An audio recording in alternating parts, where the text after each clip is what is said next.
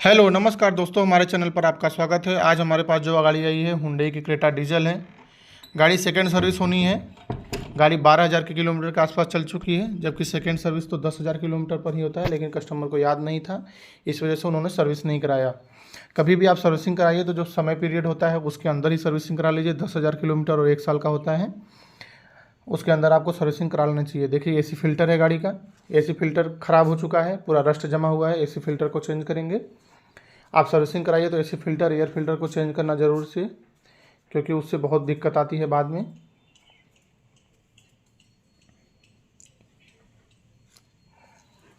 Top model गाड़ी है।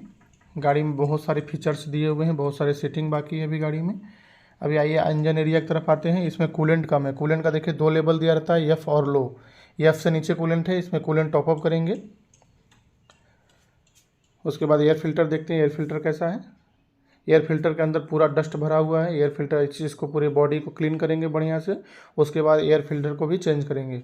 जो गाड़ियाँ बहुत ज़्यादा कम चलती हैं, जिनका समय बहुत जल्दी हो जाता है, जैसे साल भर हो गया लेकिन गाड़ी 1 से 2,000 किलोमीटर ही चली, उसमें हम एयर फिल्टर, एसी फिल्टर को चेंज नहीं करते हैं। बाकी गाड़ी अगर 10,000 किलोमीटर चल चुकी है, 1 साल भी हो चुका है, तो उसमें एयर फिल्टर, एसी फिल्टर को ज़रूर से चेंज करेंगे। अब इसका चारों टायर खुलेगा, पूरा ब्रेक की सफाई होगी अच्छे से, पूरा क्लीनिंग होगा। उसके बाद इंजन ऑयल को चेंज करेंगे। देखिए पूरा अंदर से इस तरीके से रहता है। ये देखिए फ्रंट कैलिपर है, इसमें चारों में डिस्क दिया हुआ है। गाड़ी BS6 है। यूरिया टैंक भी दिया हुआ है। ये यूरिया टैंक आपको दिखाते हैं। ये जो पीछे टैंक है ये यूरिया का टैंक है। 13 से 14 लीटर इसमें यूरिया आती है। और इसमें रियर ब्रेक है। रियर का जो है रियर डिस्क दिया हुआ है। जो रियर ब्रेक पैड होता है वो काफ़ी लंबे समय तक चलता है, 70 से 80 हज़ार किलोमीटर चलता है। लेकिन जब भी सर्विसिंग में आए गाड़ी तो उसको खोल के ज़रूर से आप चेक कर लीजिए। अभी इसके इंजन ऑयल को चेंज करेंगे। ड्रेन प्लग्स खोल चुके हैं। पूरा देखिए इंजन ऑयल जो है एकदम काला हो चुका है, क्योंकि गाड़ी 12,000 किलोमीटर चल चुकी है। अगर एक बार गाड़ी एक्स्ट्रा चल जाती है, फिर गाड़ी में आवाज़ आना शुरू हो जाती है, गाड़ी में थोड़ा साउंड बढ़ जाता है, फिर वो मैनेज नहीं हो पाता है। इसकी वजह से अगर सर्विसिंग कराना है तो आप एक समय में करा लीजिएगा। 10,000 किलोमीटर है तो आप 8.5, 9, 10 पे करा लीजिए सर्विसिंग। इसका ऑयल फिल्टर है, एयर फिल्टर है। जो सारे फिल्टर लगे होते हैं चेंज होंगे। डीजल फिल्टर नहीं चेंज होगा। डीजल फिल्टर आपका 20,000 किलोमीटर पर चेंज होता है। जब गाड़ी थर्ड सर्विस में आएगी उसके बाद डीजल फिल्टर को चेंज करेंगे। अभी गाड़ी में कोई दिक्कत नहीं है, बस कूलेंट कम है। कूलेंट को डालेंगे।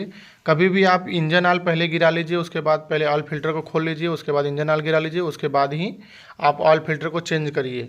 कभी कभी क्या होता है कि इंजन ऑयल को गिरा लिए लेकिन ऑयल फिल्टर को खोले ही नहीं, फिर उसके बाद ऑयल फिल्टर खोलते हैं तो बहुत ज़्यादा मोबिल उसमें जमा रहता है, जो कि निकल नहीं पाता है। जैसे जब हम नया मोबिल डालेंगे तो उसको तुरंत ही काला कर देता है। अभी ऑयल फिल्टर को चेंज कर देंगे, फिर ऑयल डालेंगे इसमें। अभी देखिए ब्रेक को खोलेंगे। चारों ब्रेक का सफाई बहुत ज़रूरी होता है। गाड़ी सर्विसिंग में आई है तो ब्रेक क्लीनिंग बहुत ज़रूरी है। देखिए पूरा रस्ट जमा रहता है, क्योंकि ब्रेक लगते लगते घिसते घिसते पूरा रस्ट जमा हो जाता है, जिसकी वजह से उसको चेंज करना बहुत ज़रूरी रहता है। पूरा अच्छे से क्लीनिंग होगा। पूरा देखिए स्पॉट हो गया है, इसको भी बढ़िया से इसको पेपर से साफ़ करेंगे। यही दिक्कत होती है कि गाड़ी भारी चलने लगती है। अभी सर्विसिंग होगा, कैलिपर पिन को भी साफ़ करेंगे। कैलिपर पिन को क्लीन करना और उसमें ग्रीसिंग करना बहुत ज़रूरी रहता है, नहीं तो आपका जो ब्रेक है पकड़ने लगेगा और ब्रेक पैड भी बहुत जल्दी घिस जाता है। कभी कभी क्या होता है कि ब्रेक पैड हमारा बहुत जल्दी ख़त्म हो जाता है, एक साइड का मोटा ही बचा रहता है, तो यही कारण होता है, कैलिपर पिन जाम हो जाता है। अभी कैलिपर पिन को साफ़ करेंगे, ब्रेक क्लीनर से ब्रेक को साफ़ करेंगे। देखिए पूरा बहुत ज़्यादा रस्ट, इसमें पूरा कचरा जमा हुआ है। इसको ब्रेक क्लीनिंग मार के थोड़ा देर सूखने के लिए छोड़ देते हैं। जैसे ही सूख जाता है उसके बाद बालू पेपर से इसको साफ़ करते हैं। यही इसका सबसे अच्छा तरीका है ब्रेक को साफ़ करने का। देखिए पूरा कैलिपर पे भी कचरा जमा हुआ है, इसको भी अच्छे से क्लीन कर देंगे। गाड़ी एलॉय व्हील है, कैलिपर भी आपका चमकना ज़रूरी है, क्योंकि जैसे ही टायर लग जाएंगे फिर कैलिपर की सफाई नहीं हो पाती। इसको ऐसे अच्छे से साफ़ कर लेंगे और पूरा ब्रेक की भी सफाई कर देंगे। उसके बाद इस पर बालू पेपर मार देंगे। बालू पेपर मारने के बाद ये अच्छे से इसको देखिए पूरा एकदम प्लेन हो गया। अभी आपका ब्रेक बहुत स्मूथ लगेगा और ब्रेक में कोई दिक्कत भी नहीं आएगी। इसका एसी फिल्टर भी ख़राब हो चुका था, एसी फिल्टर को भी चेंज कर देंगे। एसी फिल्टर लगाने का भी एक तरीका होता है। देखिए इस तरीके से उसको लगाते हैं, उल्टा नहीं लगाते हैं। उल्टा लगा देंगे तो वो अच्छे तरीके से काम नहीं करेगा। देखिए इसमें एरो दिया रहता है, जो एरो रहता है वो नीचे की तरफ रहता है। यदि आपको कोई भी चीज़ नहीं पता है तो आप उस पर जो भी लिखा रहता है कुछ भी, अगर उस पर मार्किंग दी हुई है, हुंडई की भी मार्किंग दी हुई है, तो हमेशा सीधे सीधे पे होना चाहिए। इसमें देखिए आप बोतल रख देंगे तो इसको ठंडा करने के लिए आप इसको ऑन कर देंगे तो यहाँ पे कूलिंग करने लगेगी, बोतल वगैरह आपका ठंडा हो जाएगा।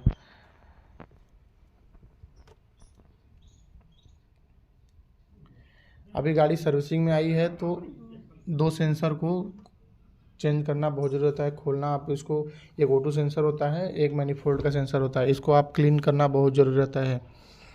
यदि आप इसको क्लीन कर देंगे तो गाड़ी में पिकअप की समस्या नहीं आएगी, गाड़ी लंबे समय तक कोई दिक्कत नहीं आएगा, कोई फॉल्ट नहीं आएगा, और चेक लाइट भी नहीं जमेगी। देखिए पूरा कचरा भरा हुआ है और मैनिफोल्ड में भी पूरा कचरा भरा हुआ है, क्योंकि सेंसर पे ही आके पूरा जो धूल मिट्टी कचरा होता है पूरा इकट्ठा हो जाता है। अभी इसको पूरा अच्छे से क्लीन करके उसके बाद लगा देंगे। ऑटो सेंसर को भी खोल लेते हैं। ऑटो सेंसर को भी क्लीन करना बहुत ज़रूरत है, BS6 गाड़ी है, ऑटो सेंसर क्लीन करना बहुत ही ज़रूरी है। अभी आप क्लीन नहीं करेंगे तो गाड़ी जाएगी, कुछ दिन बाद फिर चेक लाइट आने लगेगी, गाड़ी में पिकअप की प्रॉब्लम आएगी, क्योंकि अभी नई गाड़ी है तो पता नहीं चलेगा, लेकिन जैसे जैसे गाड़ी पुरानी हो जाती जाएगी आपका पार्ट भी ख़राब होते जाएगा। इसलिए जब भी गाड़ी सर्विसिंग में आए तो इतना काम आप ज़रूर से कर लीजिए। अभी ऑटो सेंसर को क्लीन कर लेंगे। यदि एक गाड़ी आपकी 30,000 से 40,000 किलोमीटर चल जाती है तो अगर आपके पास सर्विसिंग में आती है तो उसका एक बार ऑटो सेंसर साफ़ करके, मैनिफोल्ड का सेंसर साफ़ करके एक बार उसको रीजनरेशन ज़रूर से कर दीजिए, क्योंकि रीजनरेशन बहुत ज़रूरी रहता है। रीजनरेशन नहीं करेंगे तो आपका जो कैटकॉन होता है बहुत जल्दी ख़राब हो जाता है। 30 से 40,000 किलोमीटर चल जाए आपकी गाड़ी तो उसको रीजनरेशन कर दीजिए। अभी देखिए ऑटो सेंसर में भी बहुत ज़्यादा कचरा जमा हुआ है, पूरा रस्ट जमा है। यही जब चोक हो जाएगा तो अच्छे से प्रॉपर तरीके से काम नहीं करेगा, फिर रीडिंग भी गलत बताने लगेगा। इसकी वजह से इसको क्लीन कर देंगे तो सब चीज़ें सही हो जाएंगी आपकी। सारा चीज़ सर्विसिंग का ही खेल है। सर्विसिंग आपको अगर प्रॉपर तरीके से आपने कर दिया तो गाड़ी में अगले 10,000 किलोमीटर तक कोई दिक्कत नहीं आने वाली है। बाई चांस कभी भी वो दिक्कत आ सकती है, बाकी ऐसे दिक्कत नहीं आने वाली है।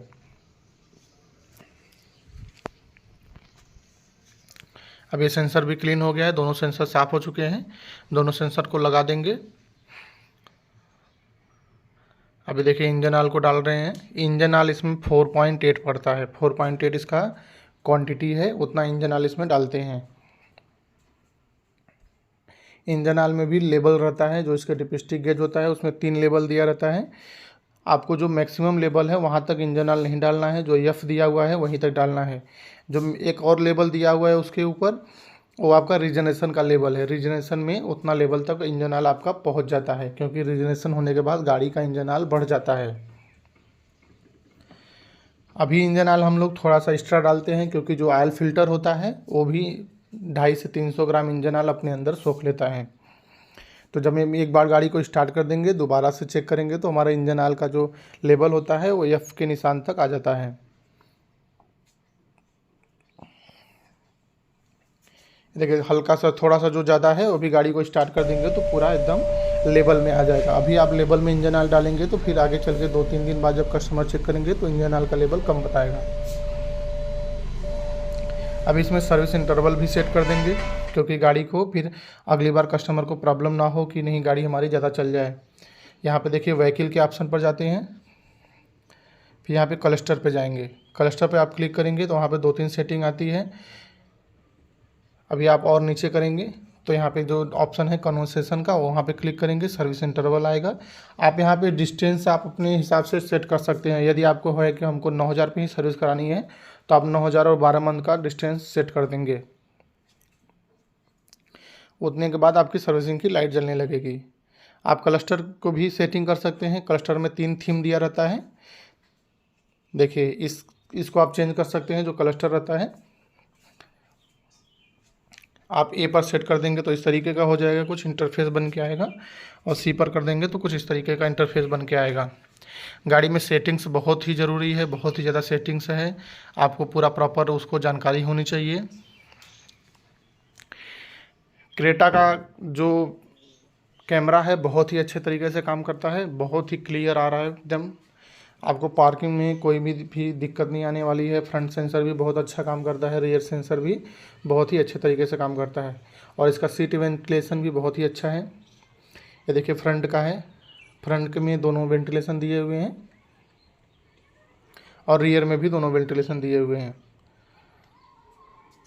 आपको हमारा वीडियो कैसा लगा कमेंट बॉक्स में ज़रूर बताइएगा। वीडियो देखने के लिए धन्यवाद।